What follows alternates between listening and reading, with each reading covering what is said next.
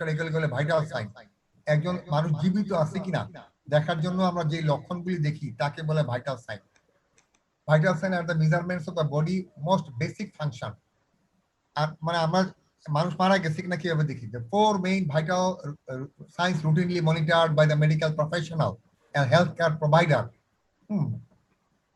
তোমরা একজন রোগীকে গেলে কি থেকে টেম্পারেচার কত, পালস কত, রেসপিরেশন ঠিক আছে কিনা, ব্লাড প্রেশার ঠিক আছে কিনা। Vital signs are useful in detecting monitoring medical problem. Vital signs can be measured in a medical setting, at home, বাসায়ও দেখতে পারি আমরা, ইমার্জেন্সিও দেখতে পারি, যে কোনোখানে আমরা দেখতে পারি ভাইটাল সাইনগুলি। মানে এগুলি দেখে যে কোনো যখনই কোনো মানুষ অসুস্থ আমরা তার তাপমাত্রা দেখি, তার পালসটা দেখি, তার রেসপিরেশনটা ঠিক আছে কিনা, ব্লাড প্রেশার ঠিক আছে কিনা, এগুলি হলো ভাইটাল সাইন। এখন আমরা পালস। পালস তোমরা সবাই দেখো, pulse is the rhythmic dilatation and elongation of the arterial wall. এই যে আর্টারিটা প্রসারিত হয় এবং সংকুচিত হয়, এটা যে আমরা হাত দিয়ে অনুভব করি। হ্যাঁ, পালস ইজ দ্য রিদমিক, তালে তালে, ডাইলিটেশন, প্রসারণ, এলংগেশন, সম্প্রসারণ of the arterial wall as a result of pressure change created by the intermittent ejection of blood from the heart to the aorta during the ventricular systole and diastole. তোমরা ফিজিওলজিতে পড়ছো, আমাদের superior vena ক্যাভা দিয়ে left right এট্রিয়ামে blood ঢুকলো, right atrium থেকে গেল right ventricle.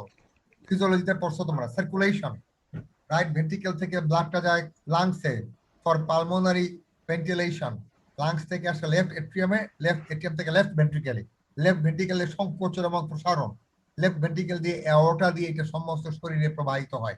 এই যে বের হলো লেফট ভেন্ট্রিকেলের যে সংকোচন এবং প্রসারণ, এই ধাক্কাটা অ্যাওর্টার মাধ্যমে সমস্ত ধমনীতে চলে যায়, সমস্ত আর্টারিতে চলে যায়। এই যে ধাক্কাটা আমরা অনুভব করি শিরায়, সেটাই পালস। এই যে ধাক্কাটা আমরা অনুভব করি, দ্যাট ইজ পালস। রিদমিক, তালে তালে, rhythmic dilatation and elongation of the arterial wall as a result of pressure change created by the intermittent theme ejection of blood from the heart to the aorta during ventricular systole and diastole. Left ventricle সংকোচন হবে, রক্ত ধাক্কা দিয়ে aortaতে বেরিয়ে যাবে, প্রসারিত হবে, আবার ঢুকবে। এই সংকোচনের ফলে আর্টারিতে ধাক্কাটা লাগে, আমরা প্রসারণের ফলে ধাক্কাটা বন্ধ হয়ে যায়। এই যে তালে তালে আমাদের আর্টারিতে এই যে ধাক্কাটা পাচ্ছি, that is pulse. Normal pulse কত? 60 থেকে 90। পালসের অনেক প্রকার ভেদ আছে, এই এটা দেখে নিও। Normal pulse, abdominal pulse, venous pulse বিভিন্ন হতে পারে, এই পালসের প্রকার ভেদ। নর্মাল পালসকে আমরা বলি ক্যাটাক্রটিক পালস, আর অ্যাবডোমিনাল পালসগুলি জাস্ট নামগুলি, anacrotic, dicrotic, collapsing, pulsus paradoxus, pulsus intermittens, pulsus bisferiens, pulsus deficit, আর ভেনাস পালস জাস্ট নাম জানার জন্য। কিন্তু আসলে পালসের সংজ্ঞাটা আমরা জানবো, আর কোথায় কোথায় আমরা পালস দেখি, কোথায় কোথায় দেখি। ঠিক আছে না? নাকি দেখি, এই যে এই যে দেখাচ্ছে এখানে কোথায় কোথায় পালস দেখি। রেডিয়াল আর্টারি, হাতের কবজির উপরে, ব্রেকিয়াল আর্টারি কনুয়ের উপরে, এক্সিলারি আর্টারি বগলে, ক্যারোটিড আর্টারি টেম্পোরাল বনে মাথার দুই দিকে, ফেসিয়াল আর্টারি মুখের উপরে, ফিমোরাল আর্টারি কুচকির মধ্যে, পপ্লিটিয়াল আর্টারি হাঁটুর পিছনে, পোস্টিরিয়র টিবিয়াল আর্টারি টিবিয়ার পিছনে, আর্টারিয়া ডোরসালিস পেডিস পায়ে। আর আমরা যে জুগুলার ভেন, ভেনাস পালসটা আমরা সাধারণত দেখি না, আমরা আর্টেরিয়াল পালসটা দেখি। এবং কোথায় দেখি আমি আবার দেখাচ্ছি, এই যে সবচেয়ে বেশি হলো রেডিয়াল, এই যে এখান থেকে রেডিয়াল পালস, তারপরে ব্রেকিয়াল পালস, তারপরে ক্যারোটিড পালস, তারপর টেম্পোরাল, এই যে এখানে দেখি, তারপর ফিমোরাল পালস দেখি এখানে, পপ্লিটিয়াল পালস হাঁটুর পিছনে, পোস্টিরিয়র টিবিয়াল পালস এখানে, এইসব জায়গায় আমরা পালস। তবে আমরা সবসময় দেখি কোথায়? রেডিয়াল পালস, এই যে হাতের এখানে, অথবা ব্রেকিয়াল পালস এখানে। না পাইলে আমরা দেখি গলায়, সবাই গলায় একটু দুই আঙ্গুল দিয়ে চাপ দাও, দেখো যে পালস পাচ্ছ। এই যে পালস কিভাবে দেখতে হয়। হ্যাঁ, আমরা একটা একটা পালসের ধর্ম কি, রেট, এটা মিনিটে কতবার, রিদম, একটা থেকে একটা যে লয়টা ঠিক আছে কিনা, একবার আসলো আবার আসলো আবার আসলো, এই দূরত্বটা ঠিক আছে কিনা, ভলিউম কত জোরে ধাক্কা দিচ্ছে, কন্ডিশন অফ দ্য ভেসেল ওয়াল, আর্টারির অবস্থা কেমন, টেনশন চাপটা কেমন, ক্যারেক্টার বৈশিষ্ট্য কেমন। আমরা পালস দেখতে হলে rate, rhythm, volume, condition of the art vessel wall, tension, character, এই কটা জিনিস দেখি। কিভাবে দেখবো আমরা? তোমরা জানো pulse is felt by placing 3 fingers, এই যে তিনটা এখানে দুইটা দিচ্ছে আসলে তিনটা আঙ্গুল 2 ফিঙ্গার দিছে pulse is felt by placing 3 fingers side by side on the artery index middle এবং ring finger প্রথম তিনটা বুড়া আঙ্গুল এবং ছোট আঙ্গুলটা বাদ দিয়ে বাকি তিনটা আঙ্গুল আমরা পালসের উপর প্লেস করব ইন্ডেক্স মানে বুড়া আঙ্গুলের পাশেরটা মিডল মাঝখানেটা রিং ফিঙ্গার ছোট আঙ্গুলের পাশে তিনটা আঙ্গুল একত্রে বসাবো and impulse can be felt এই যে ধাক্কাটা over artery that lies near the surface of the skin আমরা কিন্তু সব পালস পাবো না যে পালস যে আর্টারিগুলি চামড়ার কাছে যেমন রেডিয়াল আর্টারি সেটা পাবো the impulse results from a alternative expansion and contraction of the atrial wall because of the beating of the heart heartbeat যত হবে পালস রেট তত হবে প্রতিটা হার্টবিটের সাথে আমরা একটা করে পালস বিট পাবো when the heart pushes blood into the aorta the blood impact on the elastic wall creates a pressure wave that continues along the artery যখন হৃৎপিণ্ড সংকুচিত হয় এই সংকোচনের ফলে হৃৎপিণ্ড থেকে যখন পরিশোধিত রক্ত অর্টা দিয়ে বেরিয়ে আসে সেটা আর্টারিতে ধাক্কা দেয় এই ধাক্কাটা আমরা পাই the impact is the pulse এই ধাক্কাটাই হলো pulse all arteries have a pulse সব আর্টারিরই পালস আছে বাট কিন্তু it is most easily felt at points where the vessel approaches the surface of the body এখন অ্যাবডোমিনাল অ্যাওর্টা পেটের ভিতরে এটার তো পালস পাবো না যে আর্টারিগুলি চামড়ার সাথে সম্পৃক্ত বা চামড়া ঠিক নিচে থাকে সেই আর্টারিগুলির পালসই আমরা পাবো সব আর্টারিরই পালস পাবো আমরা কিন্তু আমরা কোনগুলি অনুভব করব যেটা চামড়া নিচে superficial surface as the heart forces blood throughout the artery you feel the beat rhythmically pressuring on the arteries যখন হৃৎপিণ্ড ধাক্কা দিয়ে রক্তটা বের করবে আমরা যদি আর্টারির উপর আঙ্গুল রাখি পালসটা পাবো which are located close to the surface of the skin at certain points of the body ওই কথা the pulse can be found on the side of the neck ওই যে carotid on the side of the elbow that is brachial on the wrist radial এই তিনটে আমরা দেখি রিস্টে দেখি এলবোতে দেখি নেকে দেখি এই রিস্টে দেখি এলবোতে দেখি নেকে দেখি এই যে তিনটা radial pulse brachial pulse carotid pulse এই তিনটাই বেশি দেখি প্রথম দিকে এইখানে না পেলে যাই এখানে না পেলে আরো কাছে কারণ এটা হার্টের একেবারে কাছে ধাক্কাটা যদি দুর্বল হয় এই পর্যন্ত ধাক্কাটা এসে পৌঁছাতে নাও পারে কিন্তু এইখানে থাকবে আমরা অনেক জায়গায় মূলত দেখি radial artery brachial artery carotid artery এই তিন জায়গায় আমরা দেখি The pulse can be found on the sides of the neck, carotid, elbow, brachial, wrist, radial. For most people, it is easiest to take the pulse at the wrist. বেশিরভাগ আমরা রিস্টেই নেই কবজির উপরে radial pulse if you use the lower neck be sure not to press too hard and never press on the pulses on both sides of the lower neck at the same time to prevent blocking flow through the brain very important বলছে যে আমরা যে এখানে দেখবো তোমরা আস্তে করে দুটা হাত সামনে দিয়ে গলার দুই ধারে ধরো আস্তে করে ধরো দেখবো যে পালসের ক্যারোটিড আর্টারি পাচ্ছ কিন্তু বলা আছে খুব জোর করে চাপ দিতে নাই আর বিশেষ করে দুই ধারে ক্যারোটিড আর্টারি যদি একবারে চাপ দিয়ে ধরি ব্রেনে ব্লাড সাপ্লাই বন্ধ হয়ে গেলে মানুষ মারাও যেতে পারে এই জন্য আমরা একদিকের দেখি আর যদিও দেখি দুই দিকে আলতো ভাবে চাপ দিয়ে দেখো তোমরা একটা নির্দিষ্ট জায়গায় পাবা কেন হার্টের কাছে এই যে দুই দিকে এই দুই দিকে কিন্তু আলতো ভাবে ধরতে হবে using the first and second fingerprints pressed firmly এটা কিভাবে দেখবো gently on the arteries until you feel a pulse তিন আঙ্গুলের মধ্যে আমরা হালকা দিয়ে হালকা ভাবে চাপ দিব যতক্ষণ পর্যন্ত আমার আঙ্গুলে স্পন্দনটা অনুভূত না হয় being continuing the counting the pulse the clock seconds hand in the clock second hand in the on the 12 আমরা ঠিক 12টা যখন আসবে সেকেন্ডের কাঁটাটা যখন ঘড়ির কাঁটাটা 12তে আসবে সেকেন্ডের কাঁটা তখন আমরা পালস গোনা শুরু করব তাহলে আমরা হিসাব ঠিক রাখতে পারবো আবার আরেকবার 12তে আসতে হলে 1 মিনিট আবার 6 গেলে 30 সেকেন্ড অর্থাৎ আমরা যখন তিনটে আঙ্গুল বসানোর পর ঘড়ি কাঁটা যখন সেকেন্ডে কাঁটা ঘড়ির 12তে আসবে তখন আমরা মিলানো শুরু করব count your pulse for 60 seconds 1 minute for 15 seconds and then multiply by 4 অথবা 15 সেকেন্ড যদি দেখা যায় সাধারণত 1 মিনিট দেখাই ভালো কিন্তু 15 সেকেন্ড দেখলাম 15 সেকেন্ডে পাইলে হলো 20 15 সেকেন্ডে যদি 20 পাই 1 মিনিটে কত হবে পালস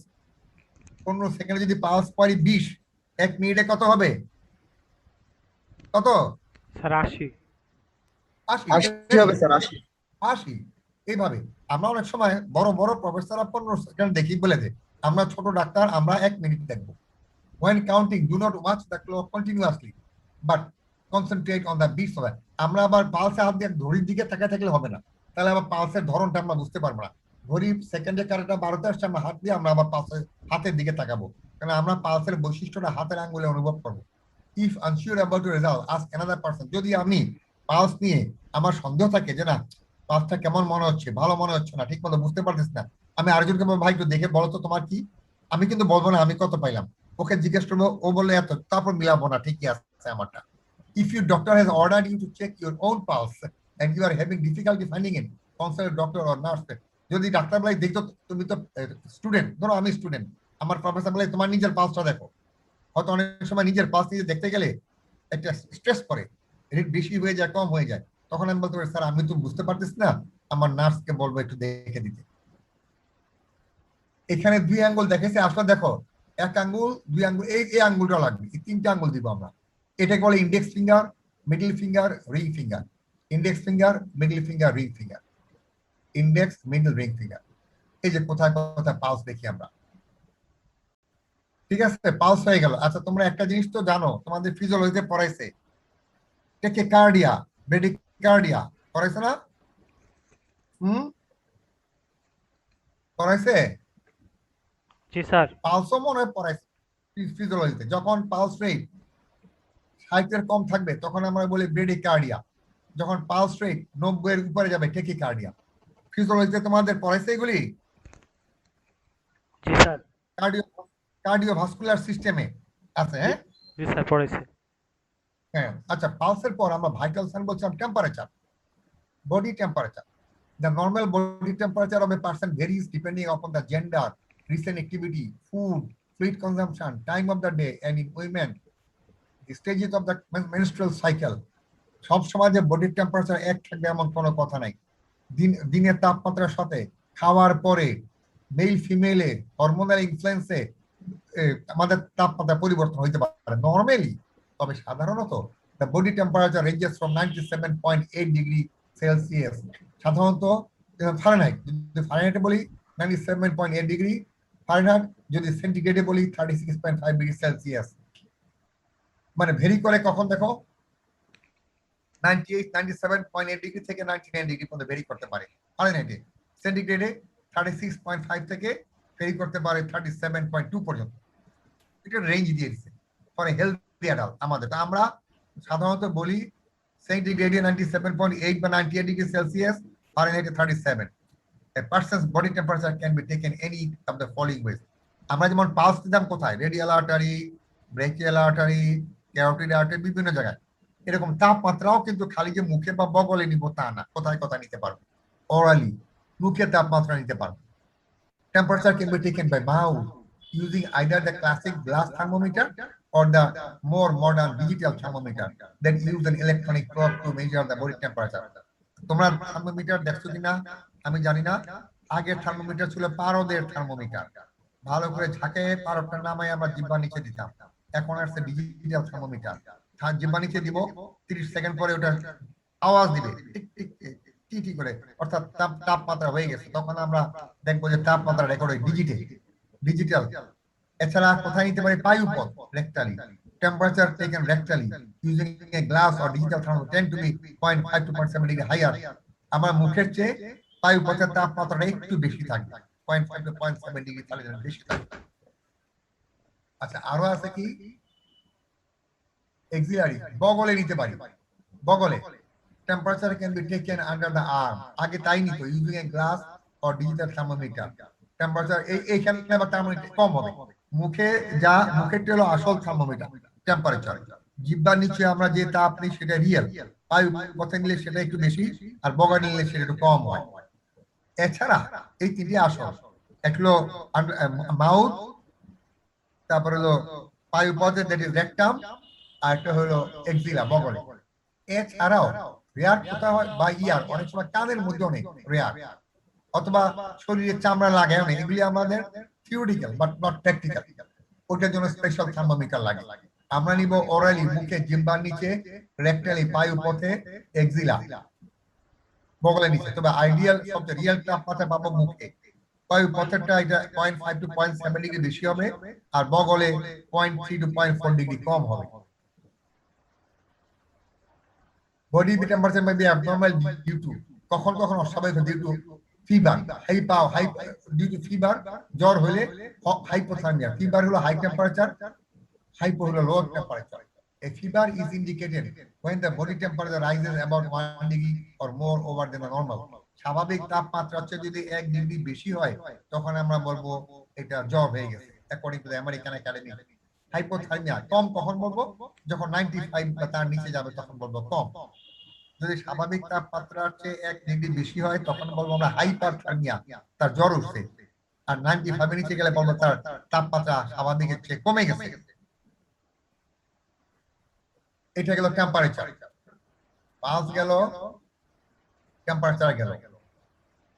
রেসপিরেশন, ভাইটাল সাইন কিন্তু পড়তেছে না। Respiration, what is the respiration rate? The respiration rate is the number of breath, নিঃশ্বাস পারসন টেকস পার মিনিট। একবার ব্রিথ মানে ইন্সপিরেশন এক্সপিরেশন, ফিজিওলজিতে পড়াইছে।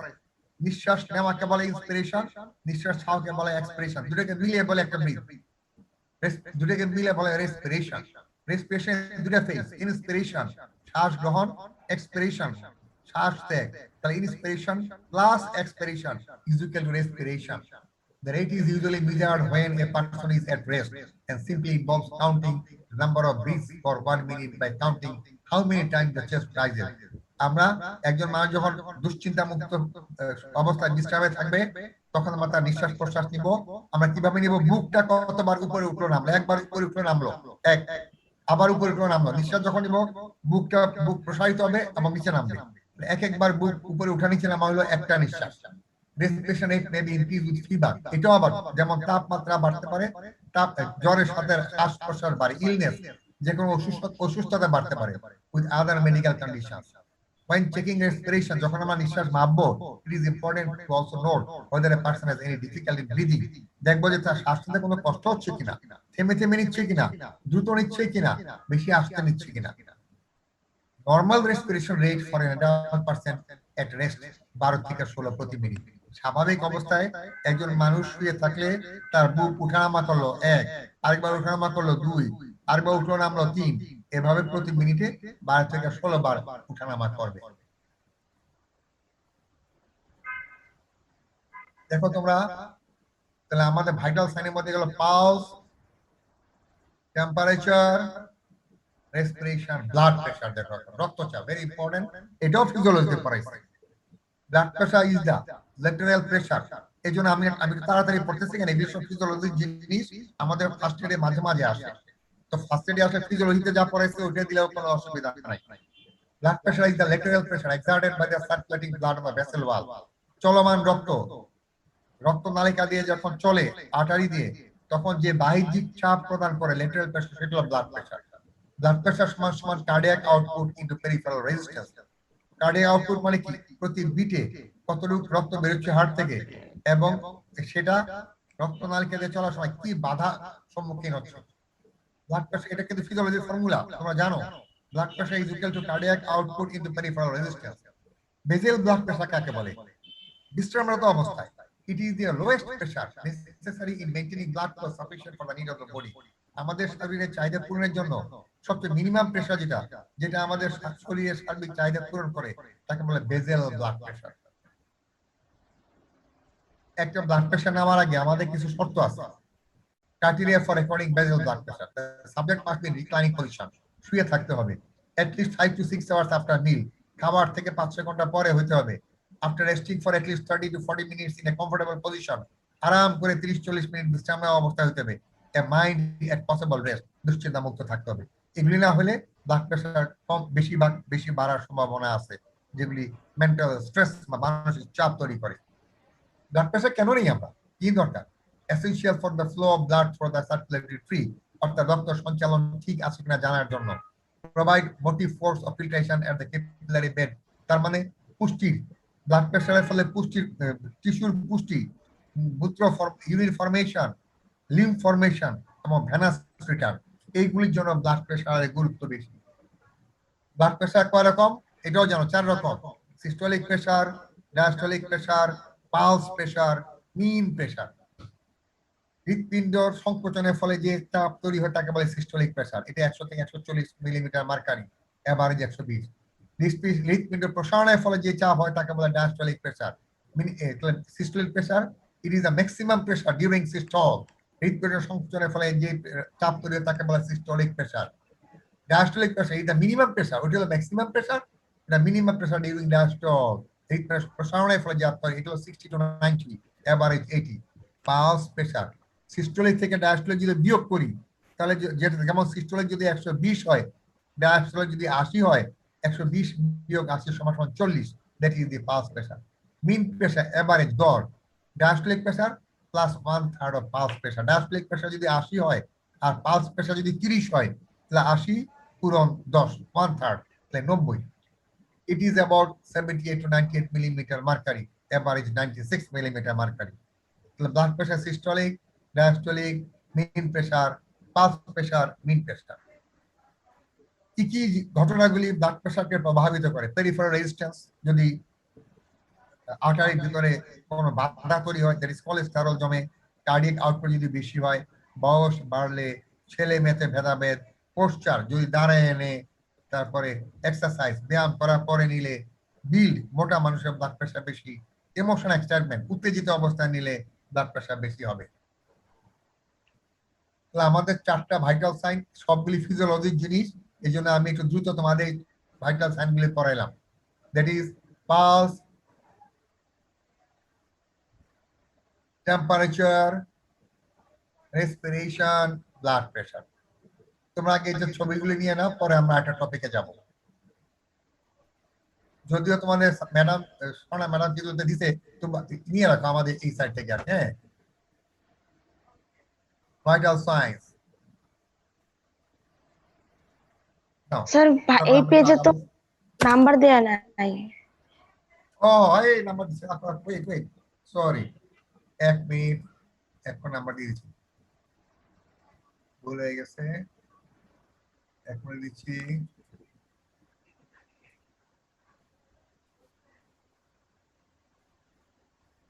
হ্যাঁ, দিয়ে দিচ্ছি, হয়ে গেছে নাম্বার।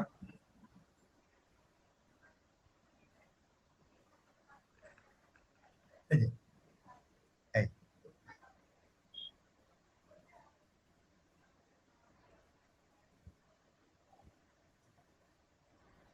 ভাইটাল সাইন এই 4টা। পালস কাকে বলে? পালস টা দেন কোনটা দিব? তার যেটাতে এটা? টপিকস গুলো আছে। হ্যাঁ, ও সরি সরি সরি,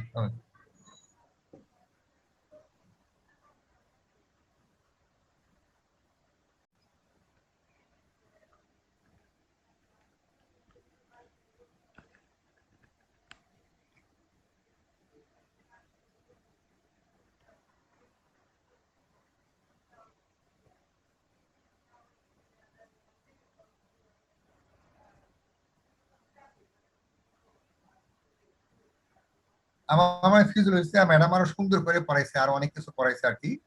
আমরা ফার্স্ট এড রিলেটেড যদি আসে কখনো শর্ট নোট, এই জন্য ছোট করে পড়াই দিলাম।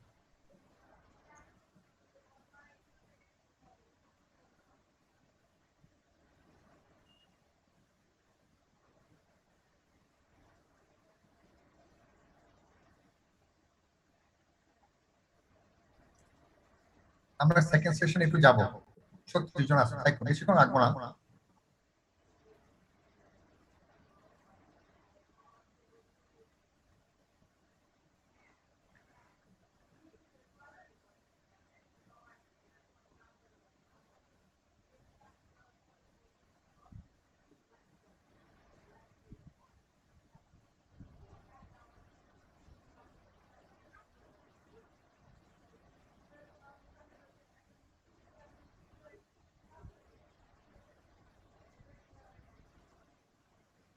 এখানে 3 আঙ্গুল হবে, 2 আঙ্গুল দেখাইছে কিন্তু রিং ফিঙ্গারটা হবে যেখানে আংটি পরে মেয়েরা।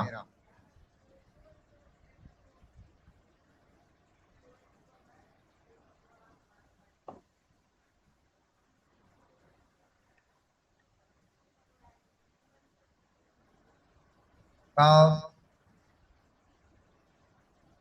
temperature.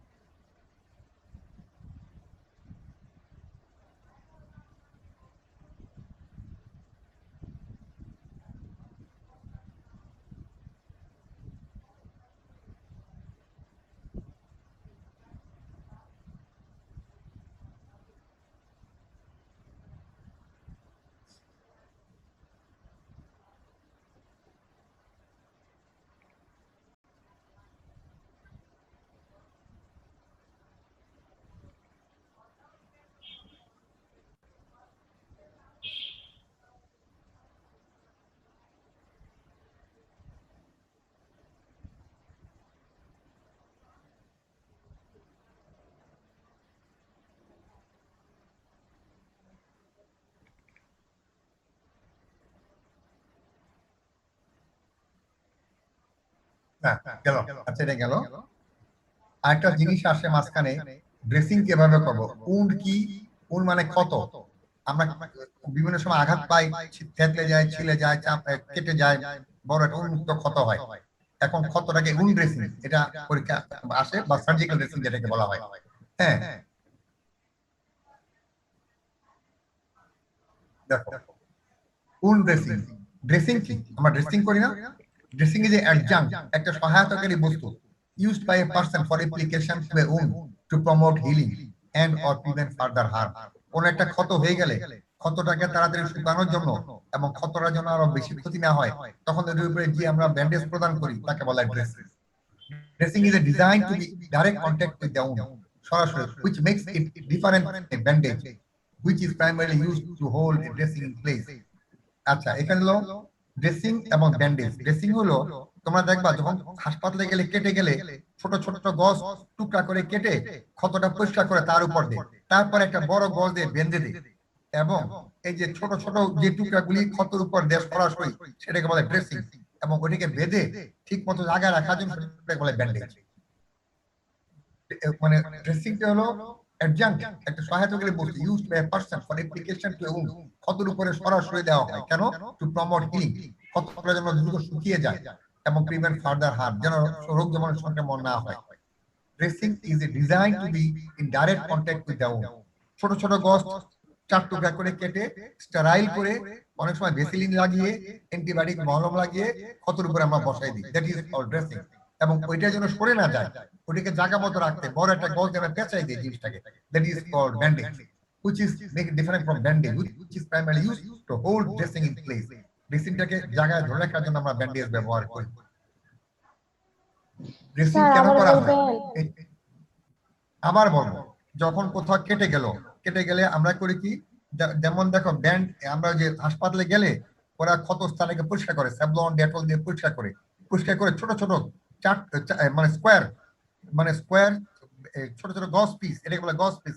একটা ড্রামের ভিতর থাকে স্টেরাইল ছোট ছোট গজের টুকরা 4 পিস, মানে চার কোণা করা স্কোয়ার, ওইটাকে ওরা করে কি ড্রেসিংটার উপর বসিয়ে দেয় ছোট ছোট দিয়ে, ওগুলি যেন সরে না যায়, ওগুলিকে জায়গা মতো রাখতে বড় একটা রোলার ব্যান্ডেজ দিয়ে পেঁচাই দেয়। তখন আমরা বাসায় চলে আসি, বাসায় আসলে দেখি একটা বড় ব্যান্ডেজে পেঁচানো, তার নিচে ছোট ছোট টুকরা দেওয়া থাকে, ওগুলিকে বলা ড্রেসিং। ড্রেসিং গুলি হলো যেগুলি সরাসরি ক্ষতের সাথে আটকানো থাকে, ওষুধ দিয়েও দিতে পারি, অ্যান্টিবায়োটিক দিতে পারি, মলম দিয়ে দিতে পারি, ওগুলি যেন সরে না যায়, ওটাকে ধরে রাখার জন্য আমরা বলি ব্যান্ডেজ দিই, বলে তারটা ব্যান্ডেজ করে আনছি, ব্যান্ডেজটার উপরে দিয়ে পেঁচাই দিই, ভিতরে থাকে ড্রেসিং। ড্রেসিং কেন করি? আমাদের কি দরকার? Dressing can have a number of purpose depending on the type, severity and position of the wound. Although all purposes are focused towards promoting recovery and preventing further harm of the wound. মানে dressing করার উদ্দেশ্য কি? যেন দ্রুত ক্ষতটা শুকিয়ে যায়, ক্ষতের কোনো ক্ষতি না হয়। প্রথমে স্টপ ব্লিডিং, চাপ দিয়ে যদি ড্রেসিং করি রক্ত বন্ধ হবে। অ্যাবজর্ব এক্সুডেট, ক্ষত স্থান থেকে যে রস নিঃসৃত হবে সেটাকে শোষণ করে ফেলবে। ইজ পেইন, ব্যথা কমাবে। ডেভেলপ দ্য উন্ড, ক্ষত মরা অংশটাকে দূর করতে সহায়তা করবে। প্রোটেকশন ফ্রম ইনফেকশন, ঢাকা থাকলে রোগ জীবাণুর সংক্রমণ হবে না। প্রমোট হিলিং, দ্রুত ক্ষতটা শুকাবে। আমরা যে ড্রেসিং করবো, উন্ড ড্রেসিং কেন করব? stop bleeding, helps to seal the wound to expedite the clotting process. চাপ দিয়ে রাখলে হবে কি রক্তক্ষরণ বন্ধ হবে, রক্ত জমাট বাঁধবে, রক্তক্ষরণ নিয়ন্ত্রিত হবে। Absorb, exudate, soak up blood, plasma, other fluid exudate from the wound containing in one. ক্ষত স্থান থেকে যে আঠালো রস রক্ত নিঃসৃত হচ্ছে সেটাকে অ্যাবজর্ব করে শোষণ করে ফেলে। Ease pain. Some dressing may have pain relieving effect and others may have a placebo effect. Bandage করলে রোগী মনে করবে যাক আমার একটা চিকিৎসা হচ্ছে, আমার ব্যথা কমে গেছে। Debride down, the removal of slough and foreign substance from ক্ষত স্থান থেকে যে মরা চামড়া মরা টিস্যু বেরিয়ে আসবে সেটা ড্রেসিং এর সাথে আটকে থাকবে, এইভাবে ওটাকে সরিয়ে ফেলবে। Protection from infection, mechanical damage, যখন ঢেকে দিব আমরা ড্রেসিং করে রোগ জীবাণু সংক্রমণ হবে না। প্রমোট হিলিং থ্রু ডেনুলেশন এন্ড ইপিথেলিয়ালাইজেশন, দ্রুত নতুন ইপিথেলিয়াল টিস্যু জন্ম হবে এবং দ্রুত ক্ষত স্থানটা শুকিয়ে যাবে। স্টপ ব্লিডিং, উন্ডের কারণ উন্ডের সুবিধা কি অ্যাডভান্টেজ এখনই শেষ হয়ে যাবে, আমরা সেকেন্ড সেশনে বসে পড়বো। Stop bleeding, absorb exudate, is pain, debride the wound, protection from infection, promote healing. এখন আমরা এই প্রসিডিউরটা কি, dressing procedure. Clean the wound, প্রথম আমরা ক্ষত স্থানটা পরিষ্কার করব। অ্যাপ্লাই টপিক্যাল এজেন্ট, তখন আমরা এখানে কিছু ওষুধপত্র লাগাবো।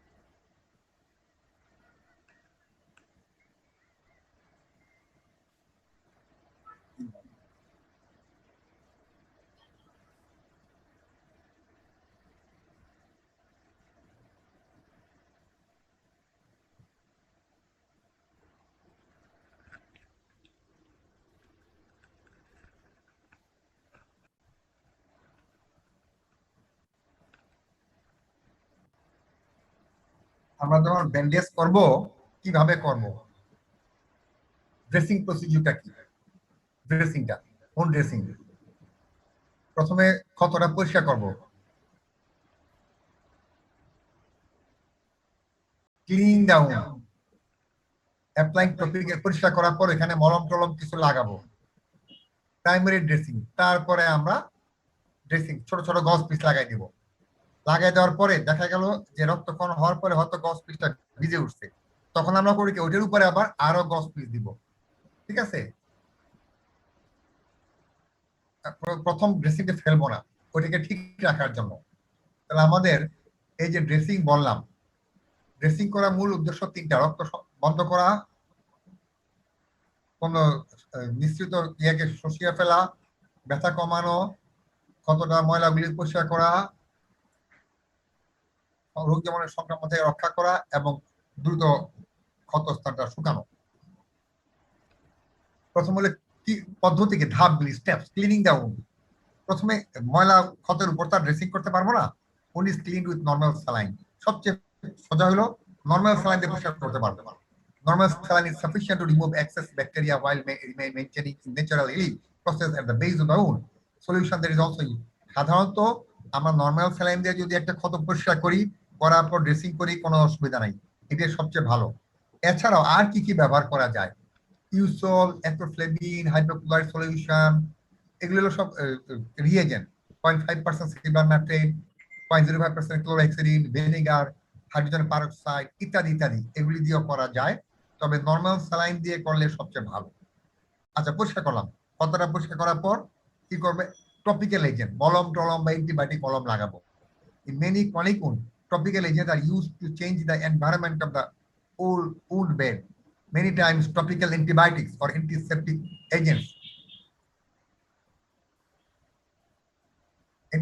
agents are applied. This will decrease the bacteria while allowing the natural healing process to continue. প্রথম কথা হলো আমরা ক্ষতস্থানটাকে পরিষ্কার করব। পরিষ্কার করার জন্য সবচেয়ে ভালো হলো নরমাল স্যালাইন, সবচেয়ে ভালো। এছাড়া কতগুলি রিয়েজেন্ট পাওয়া যায়, এগুলি আমরা ব্যবহার করতে পারি। কিভাবে দিব, এগুলি গজে ভিজে ভিজে, usually those are applied with the help to sterile গজ পিস, ভিজে ভিজে ক্ষতস্থানটা পরিষ্কার করব। পরিষ্কার হয়ে গেল, আমরা অ্যান্টিবায়োটিক বা অ্যান্টিসেপটিক মলম দিব যদি ব্যাকটেরিয়া থেকে মরে যাওয়ার জন্য। এরপর আমরা এখন ক্ষতস্থান পরিষ্কার হয়ে গেল, মলম দিলাম। The primary dressing is chosen to keep the wound moist, but not too wet. If the wound dries, it can become painful and dressing change can be very painful experience. আমরা প্রথমে একটা ড্রেসিং দিব, এটা উদ্দেশ্য হলো যেন ক্ষতটা শুকায়, ব্যথা না হয়, এবং মলম দিলে ক্ষতটায় এটা আটকে থাকবে না, যার ফলে সরাই ফেলতে সুবিধা হবে। If the wound becomes too wet, this does not cause significant damage to the wound, but it is messier and can cause odor problem. দুর্গন্ধ হয়। Therefore, the primary dressing is chosen to keep the moist, clean wound bed. প্রথম যে ড্রেসিংটা দিব ক্ষত ঢাকার জন্য, প্রথমে ক্ষত পরিষ্কার করব নরমাল স্যালাইন দিয়ে, অ্যান্টিবায়োটিক মলম লাগাবো, তারপর যে ড্রেসিংটা দিব সেটাকে বলে primary dressing. The secondary dressing is chosen to fasten the primary dressing tightly to the body. প্রথম ড্রেসিংটাকে ঠিক মতো জায়গায় রাখার জন্য আমরা উপরে দ্বিতীয় ড্রেসিং প্রয়োগ করব। This is to protect the wound from trauma and also to assist in any excessive bleeding. দেখা যায় একটা গজের টুকরা দিয়ে আমরা প্রথমে মলম দেওয়া ক্ষতস্থান ঢাকলাম, পরে এগুলো প্রাইমারি ড্রেসিং। প্রথম এটার উপর আরো 3-4টা গজ পিস দিয়ে দিলাম যেন প্রথম ড্রেসিংটা নষ্ট না হয়ে যায়। These are called secondary dressing. wound dressing, তাহলে এটা হলো এটাকে বলে পরীক্ষা আসে সার্জিক্যাল ড্রেসিং বা wound ড্রেসিং, যেভাবে আসুক এখান থেকে তোমরা কয়েকটা কথা নিজেদের মতো সুবিধা করে দিয়ে দিবে। তোমার ক্যাথেটারের নাম শুনছো? ক্যাথেটার? জি স্যার। ক্যাথেটার দেখছো কখনো? কি করে এটা দিয়ে? কি করে? Sir spinal cord injury patient এবং যাদের স্যার প্রস্রাব করতে প্রবলেম হয় তাদের প্রস্রাব বের হওয়ার জন্য ব্যবহার করে স্যার।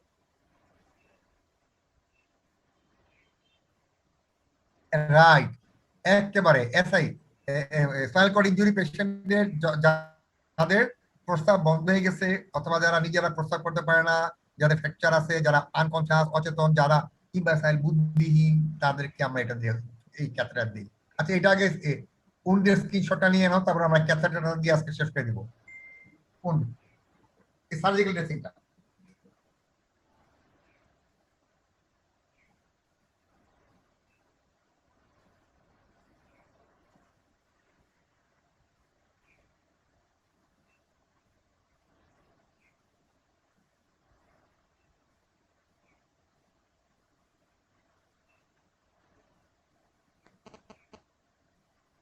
সার্জিক্যাল ড্রেসিং বা ওন ড্রেসিং একই আনসার হবে। পারপাস কি? খালি হেডিং গুলি দিয়ে চলবে পরীক্ষা আসলে। পরীক্ষা আসলে এই যে stop bleeding, absorb exudate, is মানে আরাম করা, ব্যথা কমানো, এই হেডিং গুলি দিলেই হবে। প্রসিডিউরটা একটু বর্ণনা করতে হবে, পয়েন্টগুলি ঠিক রেখে যতদূর মনে থাকে।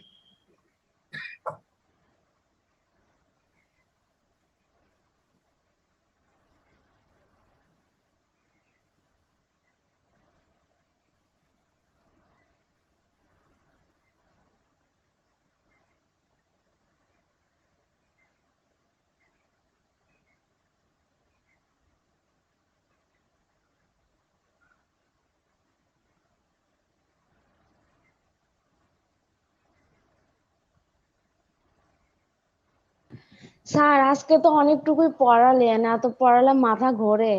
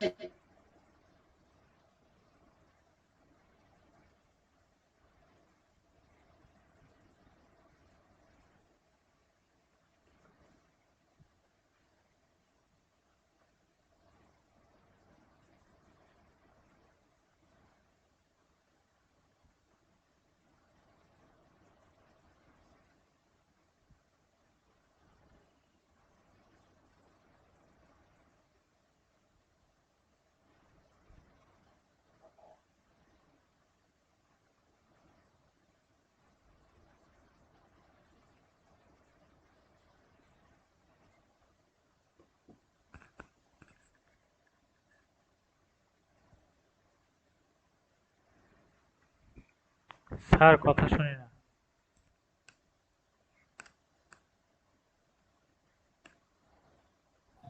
স্যার আপনার মাইকটা অফ করা।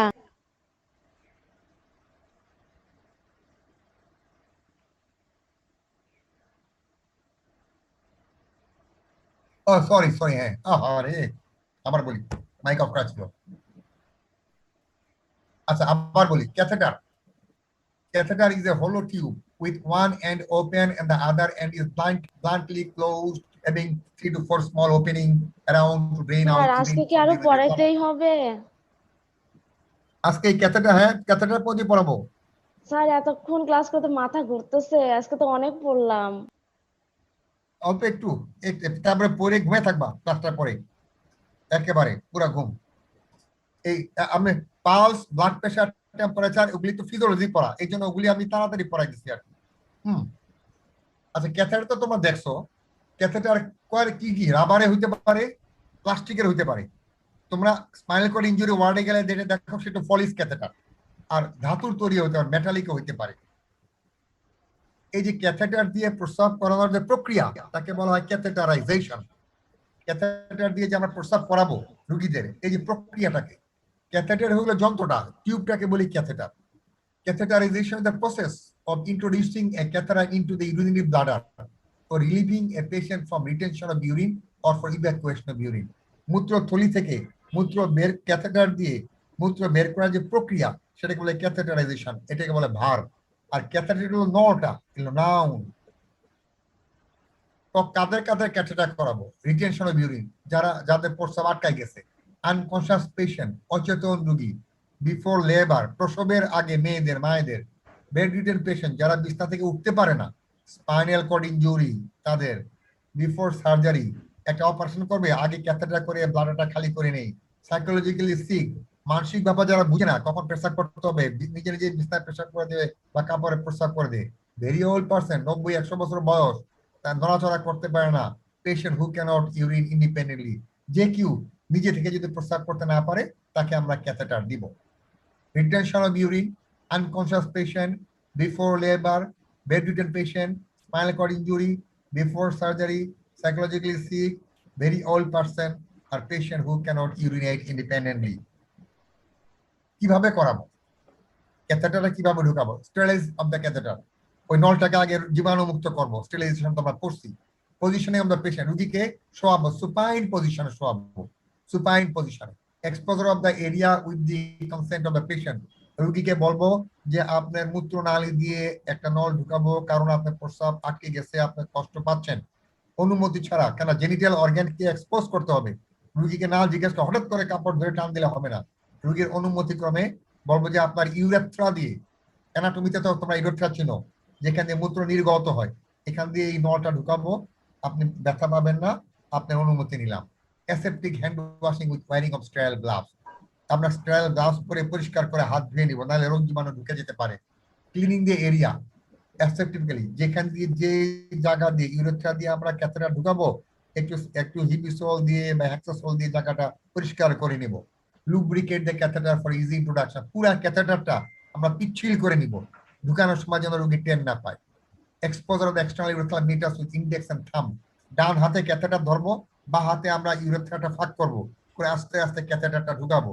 Holding the catheter with sterile forcep or index and thumb of the other hand, আমরা হাত দিয়েও ঢুকাতে পারি, ফোর্সেপ ব্যবহার করে আস্তে আস্তে পিচ্ছিল করে ক্যাথেটারটা ভিতরে আস্তে আস্তে ঢুকাবো।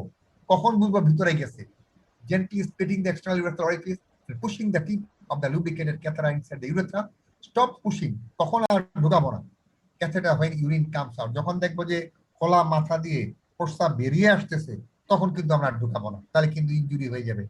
No force should be applied during procedure, পুরা পদ্ধতিতে শক্তি বা বল প্রয়োগ করা যাবে না, জোর করা যাবে না। Strict privacy must be maintained during the whole procedure. এইটা যেহেতু আমরা জেনিটাল এরিয়া এক্সপোজ করব, আমরা ক্যাথেটার করার আগে রোগীর অনুমতি নিব, রোগ জীবাণুমুক্ত পরিবেশ তৈরি করব, চারিদিক পর্দা দিয়ে ঢেকে দিব, এবং যদি রোগী ফিমেল হয় তাহলে ফিমেল অ্যাটেন্ডেন্ট দিয়ে ক্যাথেটার করাবো। কি কি সাবধানতা নিতে হবে? স্টেরাইজিং প্রসিডিউর মাস্ট বি ফলোড। সবচেয়ে প্রথম কথা হলো রোগ জীবাণু মুক্ত করার পদ্ধতি করে নিতে হবে। ক্যাথেটার রোগ জীবাণু মুক্ত হবে, স্টেরাইল গ্লাভস পরে নিব, ইউরেথ্রাটা পরিষ্কার করে নিব।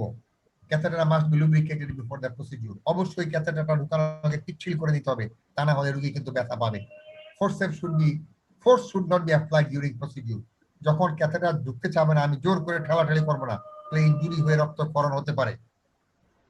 আমাদের শেষ হয়ে গেল আজকে এই পর্যন্ত। এটা তোমার ছবি নিয়ে নাও, ক্যাথেটার আজকে আর বেশি পড়বো না।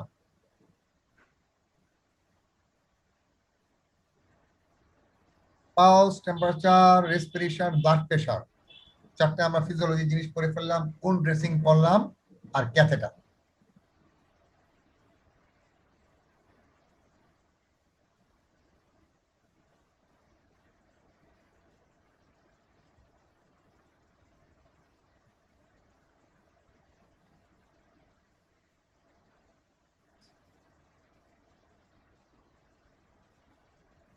স্যার আগের পেজটা দেন তো একটু। জি, স্যার আগের স্লাইডটা একটু দেন। এই যে প্রথম দিকে দিচ্ছি আবার, এই যে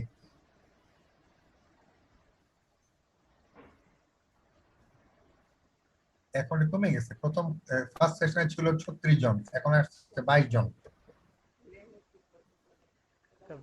কি হলো কি মাঝে মাঝে আসে, আমি অনেক খুঁজে খুঁজে বার করছি। একটু যদি তোমাদের ধারণা না থাকে লিখতে পারবো না তো।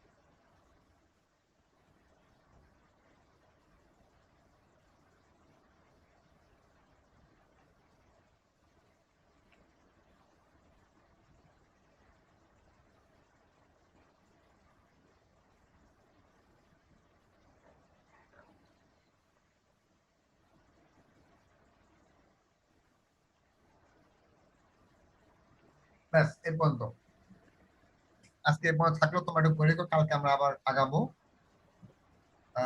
দেখি আমি খুঁজে খুঁজে বার করার জন্য তোমাদের পরীক্ষার কোনো বিপদ না হয়, যেন কোনো প্রশ্ন মিস না হয়, এই জন্য এরকম ভাবে আমি খুঁজতেছি আর কি। হ্যাঁ,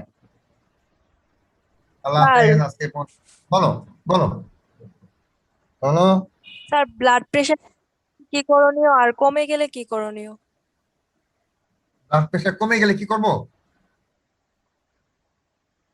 স্যার এটা দুইটাই, বলছো? বেড়ে গেলে কি হবে আর কমে গেলে?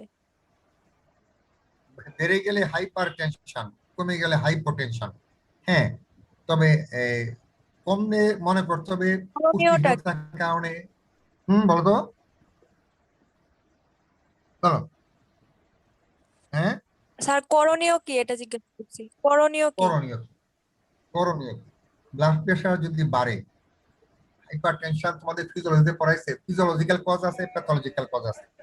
রক্তচাপ বাড়ার জন্য ফিজিওলজিক্যাল কজ, মানসিক দুশ্চিন্তা, প্রেশার, অশান্তি, এগুলিতে যদি বাড়ে তাহলে ফিজিওলজিক্যাল কজ। অশান্তি কমাইতে হবে, দুশ্চিন্তা কমাইতে হবে, ঘুম নিশ্চিত করতে হবে, পরিবেশটা ভালো করতে হবে, এটা প্যাথোলজিক্যাল কজ। যদি যদি রোগের কারণে বাড়ে তাহলে কিন্তু ওই কারণটা বার করতে হবে, কেন বাড়লো। তার কি কোলেস্টেরল বাড়ছে, তার কি কিডনি ডিজিজ আছে, তার কি থাইরয়েডের প্রবলেম, তখন কারণটা খুঁজে অ্যাকর্ডিং টু দ্য কজ চিকিৎসা দিতে হবে। তাহলে দুই কারণে বাড়তে পারে, ফিজিওলজিক্যাল এবং প্যাথোলজিক্যাল। ফিজিওলজিক্যাল হলে আমাদের যে দুশ্চিন্তা, অশান্তি, মানসিক চাপ, সামনে পরীক্ষা আছে, পরীক্ষার চিন্তা ইত্যাদি কারণে বাড়তে পারে। দুশ্চিন্তা কমলেই আমাদের ব্লাড প্রেশার কমে যাবে। প্যাথোলজিক্যাল কজ হলে কি কারণে বাড়ছে, রোগ খুঁজে বার করতে হবে, ইনভেস্টিগেশন করতে হবে। আর কমে গেলে হাইপোটেনশন, ফিজিওলজিক্যাল প্যাথোলজিক্যাল। ফিজিওলজিক্যাল হলো কি, পুষ্টিহীনতা, খায় কম, এই জন্য তার হতে পারে অপুষ্টিহীনতা, খারাপ স্বাস্থ্য, রুগ্ন স্বাস্থ্য, এইসব কারণে ব্লাড প্রেশার কমতে পারে। তাহলে খাওয়া দাওয়া করলে ঠিক মতো ঠিক হয়ে যাবে। প্যাথোলজিক্যাল কজ যদি কমে তাহলে আবার খুঁজে বার করতে হবে তার এমন কি ঘটনা ঘটছে, তখন আবার পরীক্ষা নিরীক্ষার মাধ্যমে যেতে হবে। ফিজিওলজিক্যাল কজ যেমন যেমন বয়স বাড়লে ব্লাড প্রেশার বাড়তে পারে, এটা কোনো কারণ, তো তার আবার রেঞ্জ আছে, মানে কোন বয়সে কত ব্লাড প্রেশার হবে এগুলো তো আমি ফিজিওলজিতে আলাদা পড়ে, হয়তো ম্যাডাম তোমাদের পড়াইছে মানে ব্লাড প্রেশারের রেঞ্জটা কোন বয়সে কত ব্লাড প্রেশার। সুতরাং ওই বয়সের কারণে ব্লাড প্রেশার বাড়লে সেটা ফিজিওলজিক্যাল কারণ ধরে নিতে হবে। হুম আর স্যার ৬৬ নম্বর স্লাইডটা আবার একটু বের করেন, একটু প্রবলেম হয়েছে। কয় নম্বর? ৬৬। 65 নাকি করলা? এটা ৬৬। এটা জি 63, স্যার। এটা এটা স্যার 66। 66 66। এইখানে 4 নাম্বার পয়েন্ট আছে, তারপরে 6 আছে, তাহলে কি 4 এটা নম্বর পয়েন্ট। নাম্বারিং? তারপরে আছে 6 নাম্বার, এটা কি নাম্বারিং এ মিস্টেক হয়েছে নাকি একটা বাদ হয়ে গেছে? এই যে এখানে ধরো দেখি, স্যার 1 2 3 4 5, এই যে স্যার 66। 66 আর 67 পেজ। ও ও ও ও একটা বাদ পড়ে গেছে, একটা দাঁড়াও। ও ভেরি গুড, দাঁড়াও দাঁড়াও আমি ঠিক করে দিচ্ছি এখনই। না না, একটা বাদ পড়ে গেছে এখানে, মানে 4 এর পরে 5 হবে, এটা হবে 5 বাবা সাংঘাতিক, ভেরি গুড, মনোযোগ দিতেছো তুমি পড়াশোনায়, ভেরি গুড, 6, ভেরি গুড, 7, 4, 5, 6, 7, 8, 9, 10, 11, যেহেতু এখন 1, 2, 3, 4, 5, 6, 7, 8, 9, 10, 11, হ্যাঁ ঠিক আছে, হ্যাঁ ঠিক আছে, থ্যাংক ইউ। স্যার 1, 2, 3,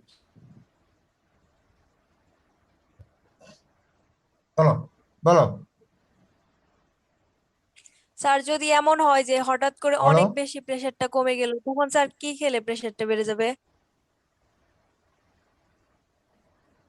হঠাৎ করে কি হলে আবার বলো তো, যদি কি অনেক বুঝতে পারি কমে নাই যায়, হঠাৎ করে। স্যার যদি হঠাৎ করে প্রেশারটা যদি অনেক বেশি কমে যায় হঠাৎ করে স্যার তাহলে তখন কি খেলে বাড়বে প্রেশারটা? তাহলে ওই যে ওর স্যালাইন খাবে, খাবার saline, oral oral rehydration saline, OR saline, ঠিক আছে। হঠাৎ করে প্রেশার যদি বেশি কমে যায় ওর স্যালাইন খেতে হবে। তবে প্রেশার যাদের বেশি আছে, হাইপার টেনশন, তাদের ওর স্যালাইন খাওয়া যাবে না, লবণ কিন্তু প্রেশার বাড়ায়। হঠাৎ করে প্রেশার কমে গেলে একটু ওর স্যালাইন, টেস্টি স্যালাইন এগুলি খাবে, ঠিক আছে। দেখো তো আর কোথাও আমার ভুল আছে কিনা। স্যার গ্লুকোজ খেলে হবে না? কি খেলে? গ্লুকোজ? গ্লুকোজ, হ্যাঁ, জি স্যার। জি স্যার। না কি খেলে বলো তো, বলো।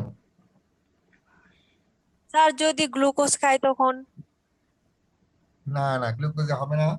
গ্লুকোজে তোমার এনার্জি দিবে, কিন্তু ব্লাড প্রেশারের জন্য সোডিয়াম ক্লোরাইড লাগবে, ইলেকট্রোলাইট লাগবে। এই জন্য হঠাৎ করে কমে গেলে টেস্টি স্যালাইন খাও, একটু মজা পাবে।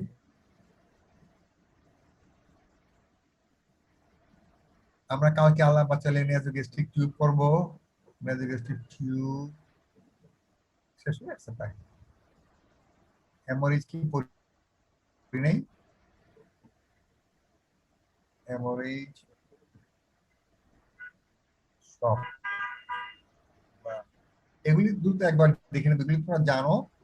এগুলো হলো তোমাদের ফার্স্ট এড ট্রেনিং দেওয়া আছে যাদের, কি কি ছিল একবার দেখি।